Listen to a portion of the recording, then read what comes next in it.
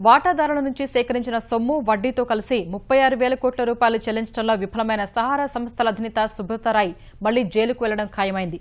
ఈ కేసులో గతంలోనే జైలుకు వెళ్లిన సుబ్రతారాయ్ మే నెల 6న తన తల్లి చనిపోయినప్పుడు పెరోల్పై బయటకొచ్చారు. అనంతరం పెరోల్ గడువును సెప్టెంబర్ 23 వరకు పొడిగించిన సుప్రీంకోర్టు ఇవాళ ఆ వెసులుబాటును రద్దు చేస్తూ ఉత్తర్వులు జారీ చేసింది. వాటాదారులకు చెల్లించే మొత్తం సేకరించేందుకు రెండోసారి పెరోల్ గడువును పొడిగించిన సుప్రీంకోర్టు ఈ దిశలో సుబ్రతారాయ్ ఎలాంటి ప్రయత్నాలు చేయడం లేదన్న భారత securities and exchange board SEBI వాదనను పరిగణలోకి తీసుకుని అతడి పెరోల్ రద్దు చేసింది. వెంటనే సుబ్రతారాయ్ సహా బెయిల్పై వెలుపల ఉన్న సహారా డైరెక్టర్లు అశోక్ రాయ్ చౌదరి, రవిశంకర్ దుబేలను కస్టడీలోకి తీసుకోవాలని సంబంధిత అధికారులను ఆదేశించింది.